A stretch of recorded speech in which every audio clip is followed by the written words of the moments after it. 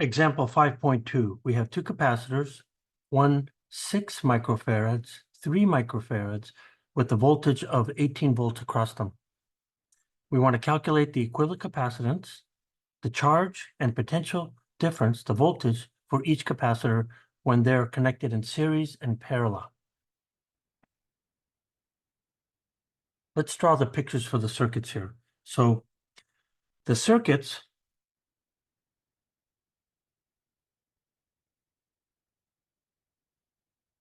are, I have a series circuit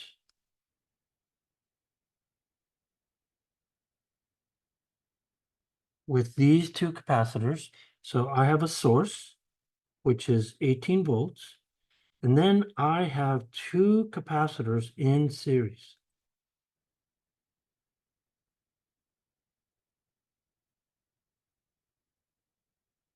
So when I'm looking at this, this is C1, C2, and then this source here is 18 volts. So when I'm looking at these guys, we know that we have dielectrics in between these guys right here. This guy, let's say, is 6 microfarads. This one is 3 microfarads. So note that this is perfect 6. So it has infinite precision. And then this guy right here is our ground. Now the other circuit is a parallel circuit.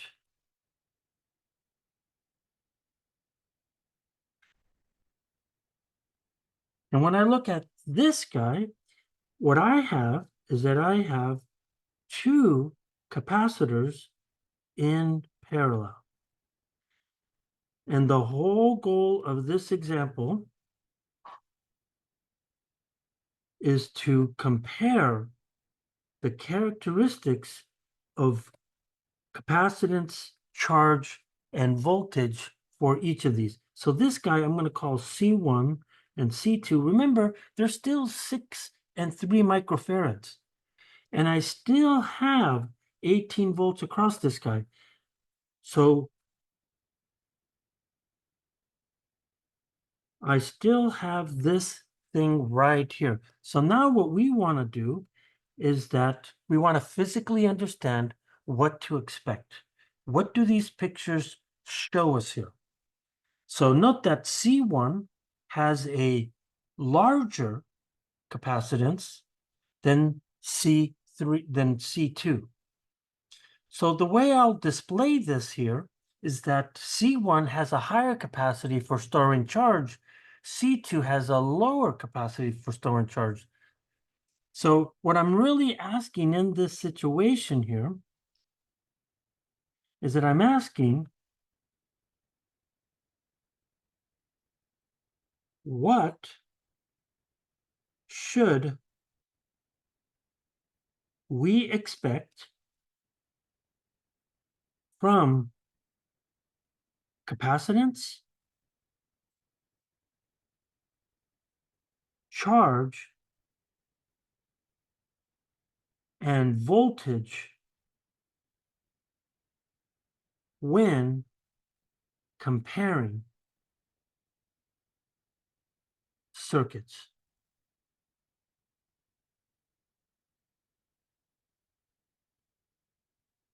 So if I look at the first circuit, the series circuit, I'm going to ask the question about series. When I look at the second circuit, I'm going to ask about parallel. So here we go. So the first question I want to ask is about, tell me about the charge. What do we know about the charge? So if I'm talking about series, the behavior, so if I talk about series characteristics, that tells me immediately that they have the same charge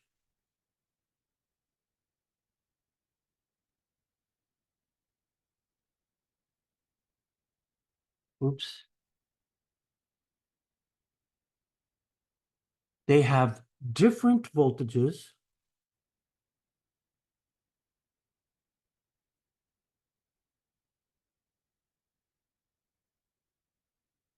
and they have a smaller or a lower capacitance.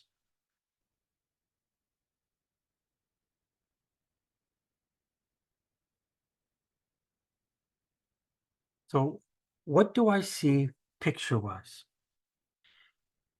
Well, the fact that they have the same charge, what I'm going to say is that C1, so if I look at this circuit here, I'm seeing something like this. I have a plate that has to be bigger. So let's say that this is my plate.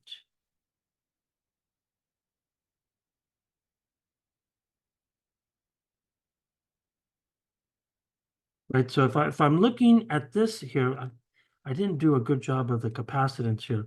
I got to make sure that I draw this right. So here's my two plates. And I'm going to say that this guy is C1. Now, if I look at this, I'm now going to come to a smaller capacitor.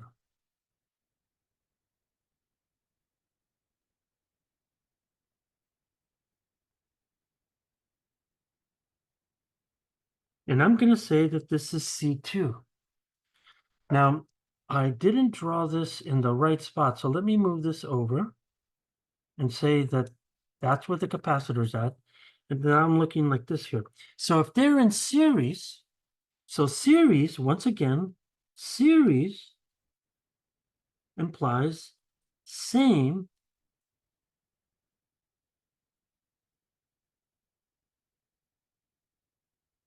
charge.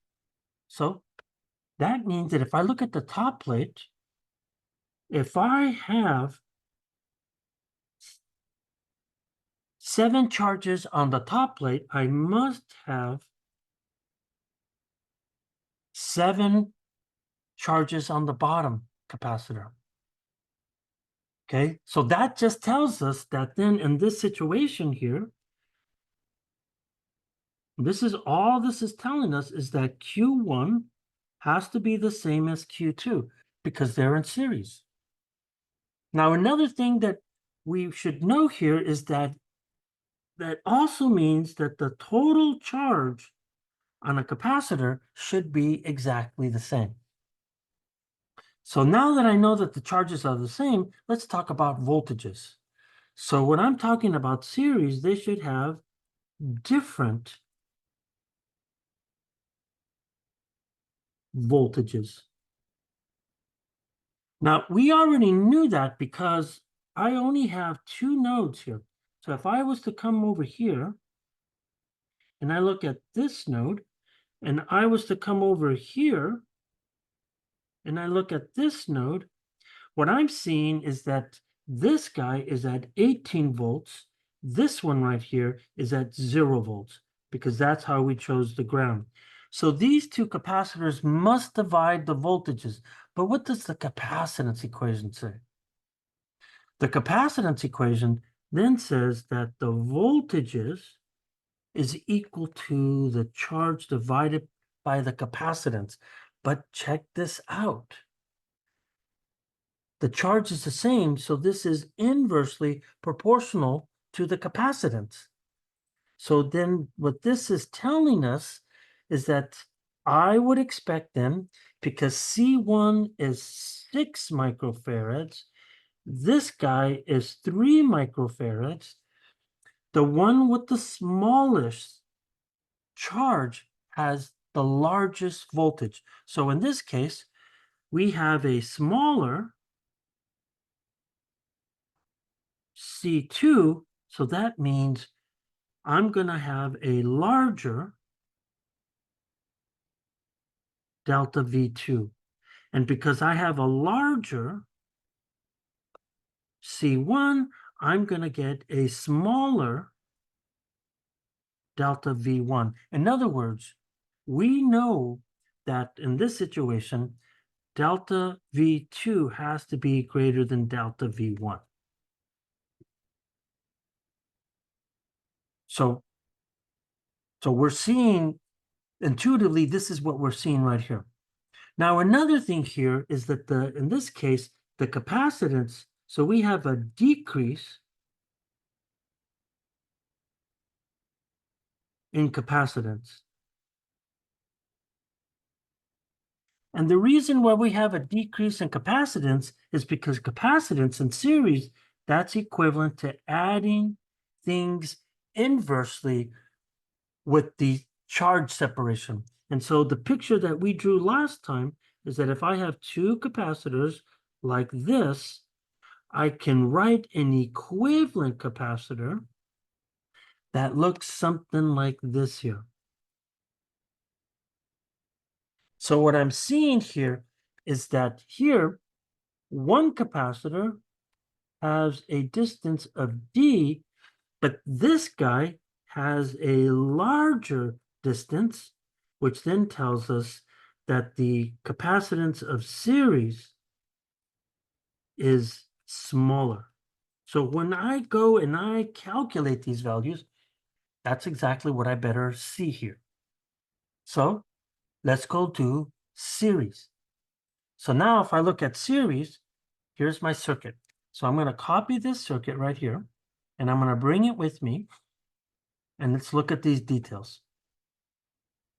So here is my series circuit, and so now we're just going to start calculating these questions. So here's what we know. I can replace this circuit with a picture that reads like this.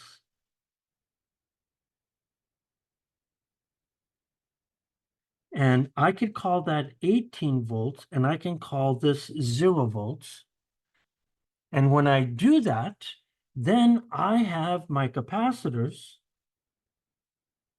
C1 equal to 6 microfarads, and this is going to be C2, which is 3 microfarads. Now, I can do an equivalent capacitance. So now, that means I can redraw this capacitor as a single capacitance of C series. So if I look at C series, then I can write the following thing. This tells me here is that C series is then going to be capacitance 1 times capacitance 2, C1 plus C2. And then if I start putting in my numbers, it's going to be 6 times 3, 6 plus 3. Then I'm going to get a value that then reads 2 microfarads.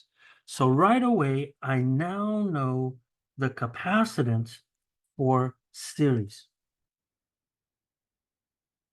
So as a check here, a check tells us that C series must be smaller than C1 or C2. So when I look at C1, we're seeing that this is 2 microfarads, and these guys are 6 microfarads, as well as 3 microfarads. So that checks out with what we expected. That's what we mean by the capacitance decreasing. So now I have an equivalent circuit here. So I am not being organized, so I'm going to bring this down here. And just to be a little bit more organized, I'm going to say that the first thing we dealt with is the series capacitance.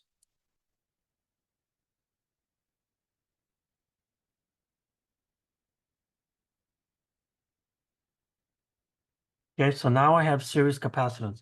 The next thing that I want to look at is that I want to look at series charge.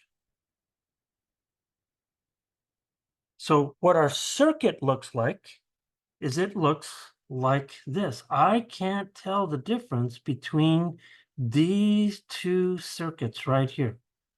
So when I look at these, I have these circuits, and what I see here is that now this guy is equal to 2 microfarads. So what do we know about series charges? So series charges tells us that the series charge must be equal to the charge on each of these plates here. But I know how to calculate Q series. from the capacitance equation,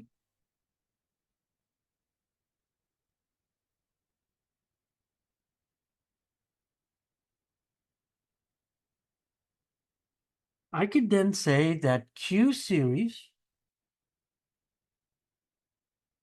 must be equal to the series capacitance times the source of the voltage. So when I plug in these numbers, we see here that this is going to be 2 microfarads, and then the height difference is 18 volts. So then I'm going to get 36 microfarads. In other words, the series charge, which is the same as Q1, which is the same as Q2, this has to be 36 microfarads. So now I know all of the charges. So now that I know all of the charges, I could now go calculate the voltages. So now let's talk about series voltages.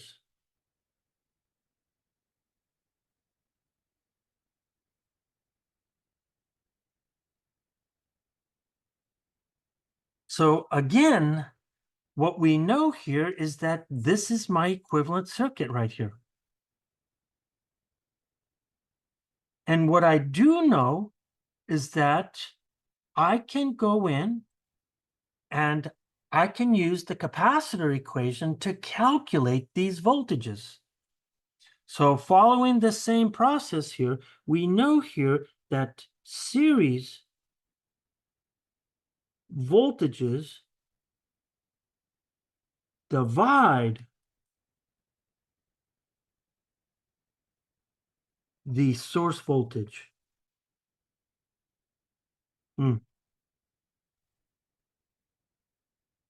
The source voltage, which is equal to 18 volts. In other words, it has to divide these guys according to their capacitance values. So now we start again with the capacitance equation, the capacitor equation. So the capacitor equation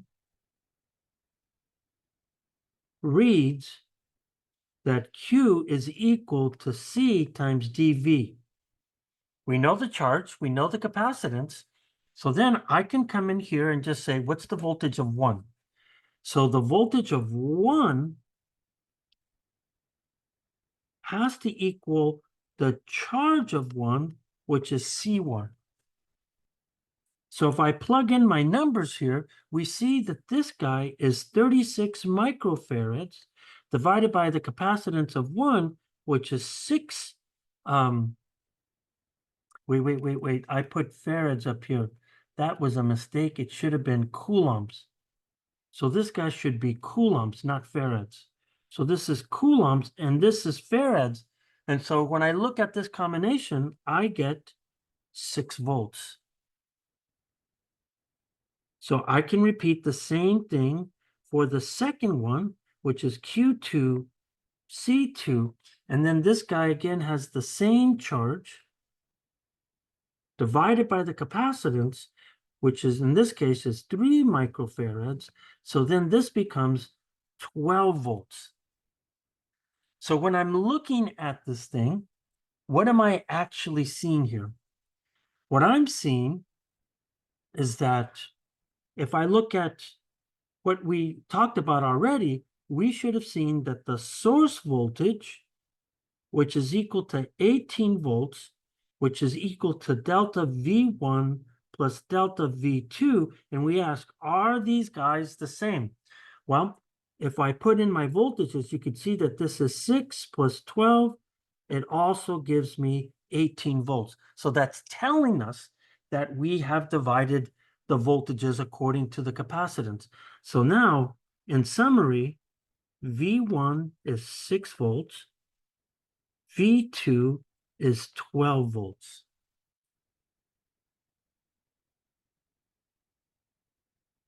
So now we have calculated everything. So we should end with the picture here. And the picture that we're seeing here is that I could come over here Let me see if I still have this. And I'm going to say that in summary,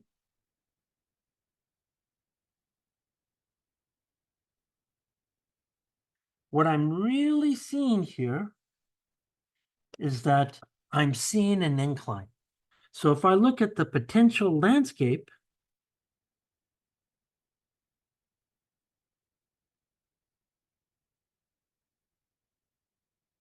what I have is that I have an 18-volt source. It's going to kick this up, and then I'm going to have an incline where I have two capacitors here.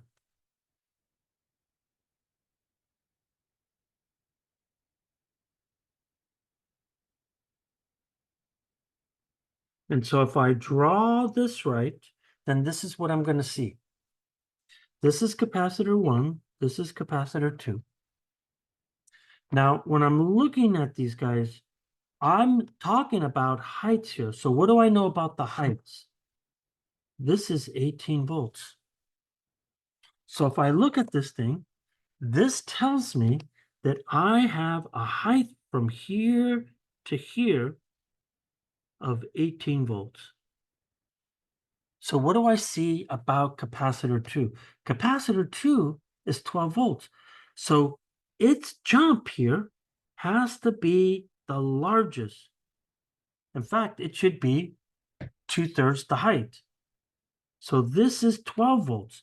So now when I look at the drop, I should have a smaller voltage drop across. You know what? I should have been writing this like this. Let me go back and write it differently. So then V2 is equal to 12 volts. You could see that they're different heights right there.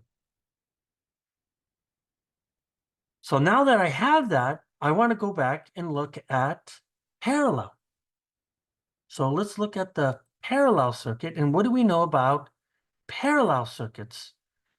So intuitively, when we start to try to explain what is going on, what we should be looking at is that we want to talk about what should we expect.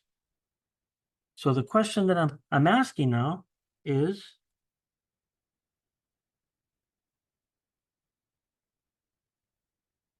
what should the capacitance, charge, and voltages behave when in parallel?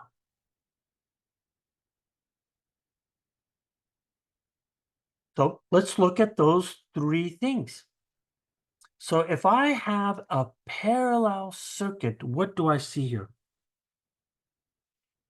Well, what we know about a parallel circuit is that it has different charges. It should have the same voltage, and its capacitance should increase here.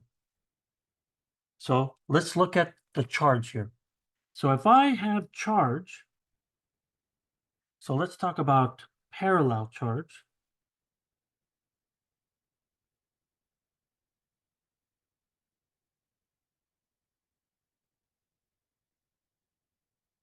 So when I look at parallel charge, what we expect is that they should have different charges. And so if I'm looking at the different charges, then I'm really seeing something like this. I'm going to have one capacitor that has a lot of charge. I mean, excuse me, a big area.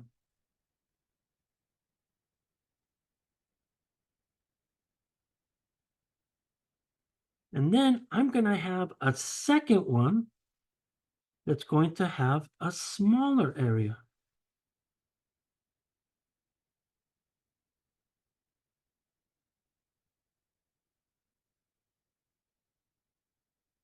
right? And so this is what we mean by parallel. So in this case, this is C1, and then this is C2.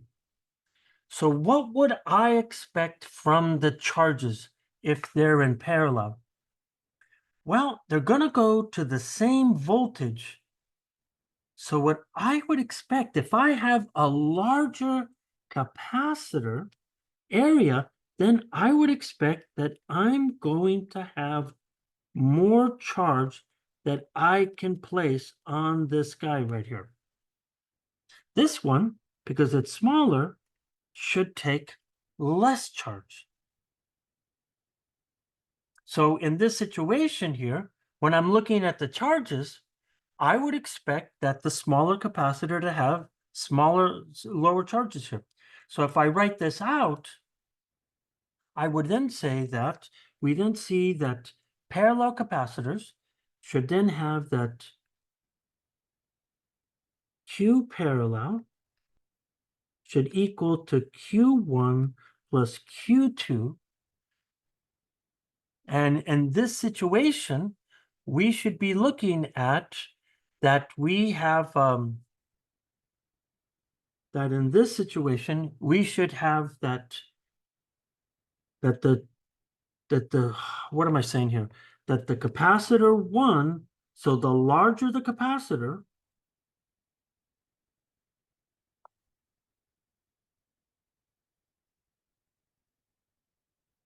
I expect to have a larger charge. And therefore, the smaller capacitor has a smaller charge. In other words, I expect Q1 to be greater than Q2. That's what I expect. Where Q parallel will be greater than any of these two charges, since they got to combine to do that. Now, the other thing that we should see here is that if I have parallel charges, what I would expect here, as soon as I say the word parallel, I would then think that I should have the same voltages, since there are only two equipotentials, two nodes. So in this case, that means that the source voltage, which is 18 volts, should be the same across each of these voltages. And then finally, if I'm thinking parallel here, I'm going to say that I expect an increase in capacitance.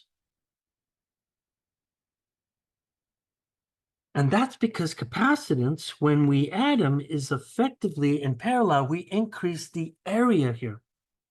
So the picture that we drew last time looks something like this. So if I have charge 1, excuse me, capacitor 1, I have capacitor 2, and they are in parallel like this. This is effectively creating a larger capacitor with more area. And then this will be then C parallel should then be C1 plus C2. That being the case, let's go calculate these guys. So I'm going to race up and I'm going to grab this circuit here, and then let's go calculate these guys.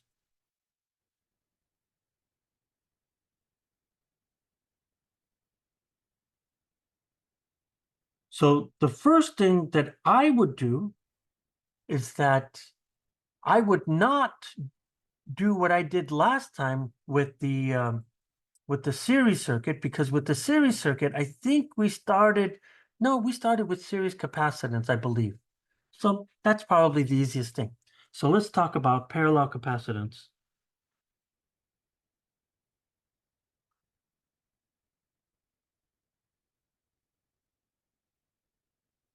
That would definitely be the easiest thing to do. So if I look at this guy, now remember what I would do here is I would change this. How would I change this? I would then come in here and I would draw an arrow that looks, or a diagram that looks like this. And this would be C1. This would be C2. And we're looking at this guy right here. So this guy right here is the ground. And then this node here is 18 volts.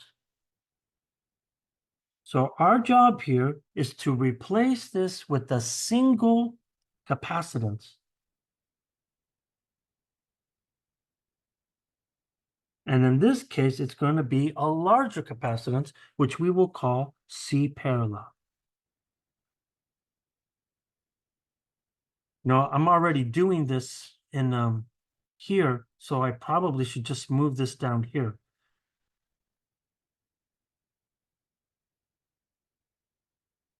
Just for organizational purpose. So now that I have that, I could now go calculate what that capacitance is. So then I can see here that C parallel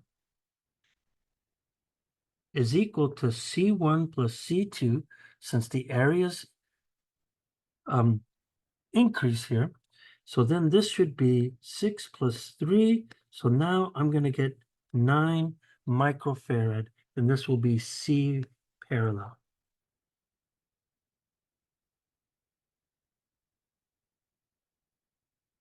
And if I follow the same process as before, we should always check things. So to check things, we know that C parallel should be greater than C1 or C2. So in this case, we see that this is 9 microfarad, and that's going to be bigger than 6 microfarad or 3 microfarad. So it checks out fine. So now that we have the capacitance, we could calculate the parallel capacitance. Well, actually, let's just go to the voltages. So if I look at parallel voltages,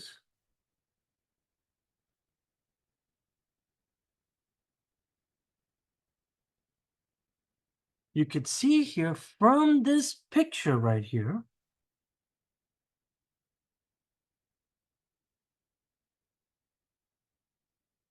I only have 2 equipotentials in this circuit. In other words, if I look at this guy right here, this node, this guy is 18 volts. This guy over here is 0 volts. So when I look at the voltage of V1 here, and I look at the voltage of V2, it's 18 minus 0. So in this situation here, we could then say that the voltages, so parallel voltages,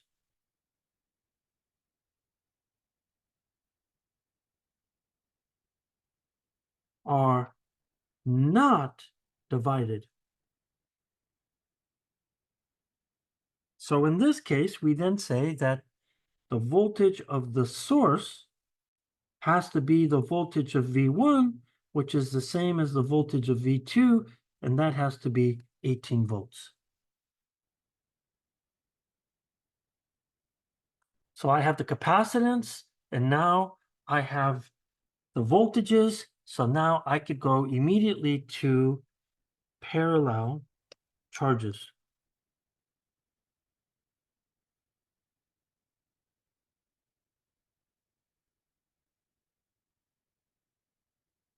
So when I look at parallel charges, what I do know here is that if I look at this circuit here, and let me see if I can paste this again, I want to look at what happens to the charges as they're moving.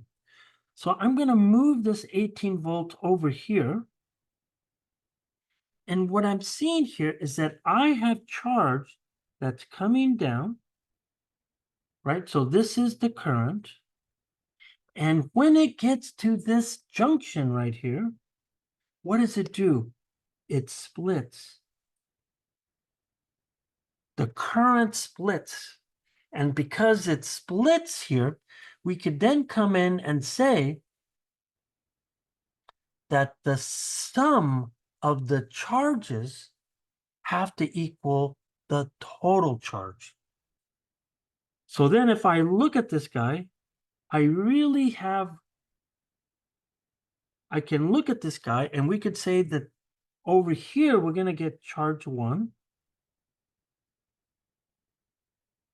Over here, we're going to get charge 2.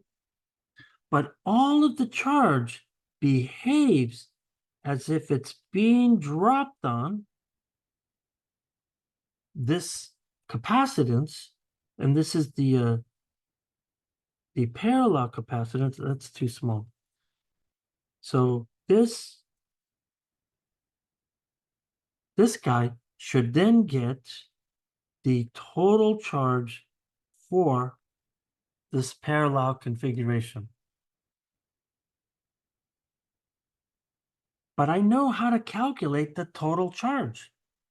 There's lots of ways to do this, by the way.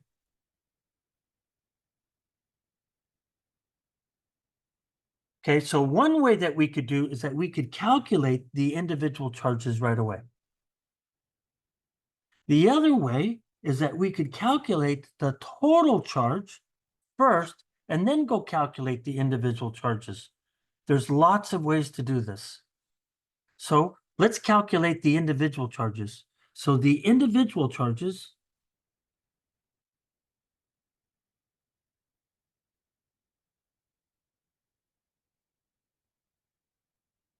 are given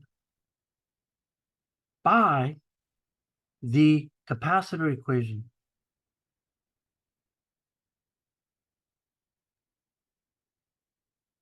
In other words, Q is then going to be C delta V. So in this case, we clearly see that charge 1 must be C1 delta V1, which then allows me to then plug in my values. C1 is then the 6 microfarad times the 18 volts. So that gives me 108 microcoulombs. And if I look at Q2, doing the exact same thing, this will also be 3 microfarads times 18 volts, and then I'm going to get 54 microcoulombs. So right away, we can get the individual charges of these guys right here. But since charges are divided,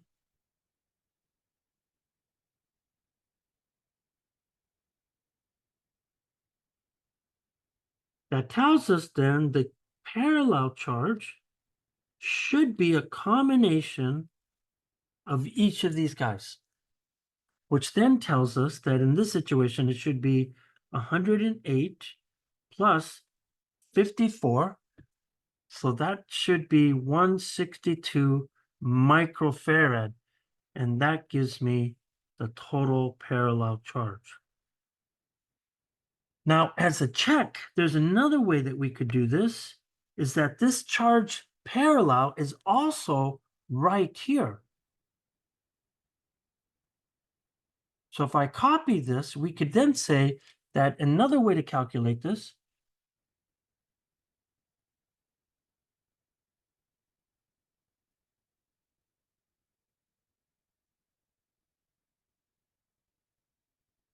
I then do the following thing.